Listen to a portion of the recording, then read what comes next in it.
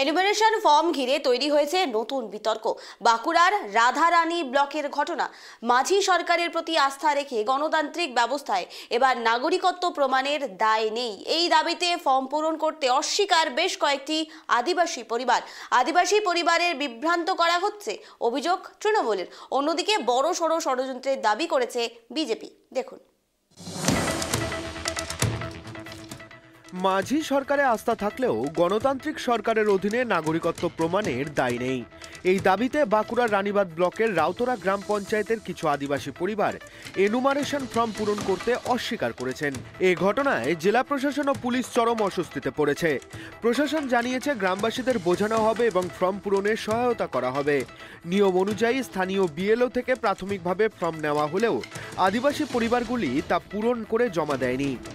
Identity যে vote identity vote দেওয়ার লোক এরা নয়, এরা আদিবাসী।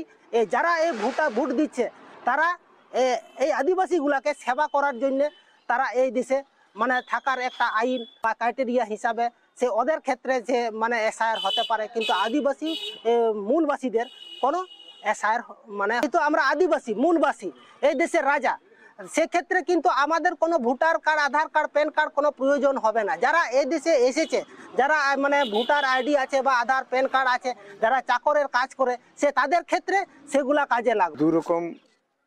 দু ধরনের সরকার রয়েছে, একটা মাঝি সরকার আর একটা গণতান্ত্রিক সরকার। মাঝি সরকারকে মানে এখানে আসল কথা হচ্ছে দু রকম লোক বসবাস করছে। এই দেশের মালিক যারা তারাও রয়েছে, আর যারা বাইরে বিদেশ থেকে এসে বসবাস করছে নাগরিক, যেটা সিটিজেনশিপ বলছি, তারাও রয়েছে। তাদের আলাদা আলাদা সিস্টেম সংবিধানে লেখাই আছে যে মালিক কিভাবে থাকবে, সিটিজেনশিপটা কিভাবে থাকবে। তো আমি ভুলবশত আমি কার্ড ধরেছিলাম 1995 সালে, ভোটার ধরেছি, আধার ধরেছি, প্যান কার্ড ধরেছি, আরও অনেক কিছু। এটা সিটিজেনশিপ। যেটা বুঝতে পারলাম যেদিন থেকে না এই সিস্টেমে গেলে তো আমার এই দেশ, আমি তো বাইরে থেকে আসিনি, যার জন্য আমি সিটিজেনশিপ পাক করলাম, মানে আধার ভোটার সব পাক। তৃণমূলের দাবি এই আদিবাসী পরিবারগুলিকে বিভ্রান্ত করার চেষ্টা করা হয়েছে। প্রশাসন ইতিমধ্যেই প্রয়োজনীয় পদক্ষেপ গ্রহণ করেছে এবং দল বিষয়টির ওপর নজর রাখছে। আমাদের একটা জায়গাতে আদিবাসী অধ্যুষিত একটা এলাকা, সেখানে 141টা ফ্যামিলি, তাদের বিভিন্ন রকম কথা বলা হয়েছে। উড়িষ্যা থেকে একটা থিম এসছে যে ভারতবর্ষে কোনো সরকার নেই, একটাই সরকার আছে, মাঝি সরকার।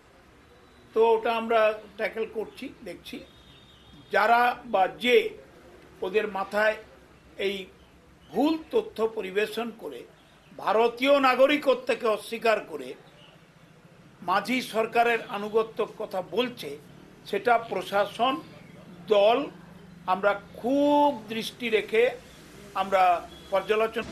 অন্যদিকে একই অভিযোগ তুলেছে বিজেপি। তাদের দাবি ওই পরিবারগুলি ষড়যন্ত্রের শিকার হয়েছেন। যারা বিভ্রান্তিমূলক তথ্য ছড়াচ্ছে তারা দেশবিরোধী ভাবনা মানুষের মধ্যে প্রবেশ করানোর চেষ্টা করছে। রানীবাঁধের এই যে 30-40টি পরিবার যে সমস্ত কথা বলছে, সেটা কিন্তু নিশ্চিতভাবে একটা ষড়যন্ত্রের শিকার হয়েছে তারা। 2024 সালেও তারা কিন্তু ভোট দিয়েছে। আর আমাদের এই ভারতবর্ষে আমরা বৈদিক যুগ থেকে আমরা সকলে একসঙ্গে আছি। পার্শ্ববর্তী মানুষের তাদের সঙ্গে সংযোগ করা, যে কোনো মতেই তারা যেন এই ষড়যন্ত্রের শিকার না হয়, তাদের সঙ্গে বন্ধুত্বপূর্ণ ব্যবহার, বন্ধুত্বপূর্ণ সংযোগ, এই সমস্ত করা উচিত। এর সঙ্গে সঙ্গেও আমার বিশ্বাস নির্বাচন কমিশনও তাদের প্রক্রিয়ার মাধ্যমে এই মানুষগুলোকে সেইভাবে। এই ঘটনার জেরে চরম অস্বস্তিতে বাঁকুড়া জেলা প্রশাসন। গ্রামবাসীদের বুঝিয়ে এনুমারেশন ফর্ম পূরণ করানোর চেষ্টা চালানো হবে বলে জানিয়েছে বাঁকুড়ার জেলা প্রশাসন। বাঁকুড়া থেকে সিধু মান্ডির রিপোর্ট, কেটিভি বাংলা।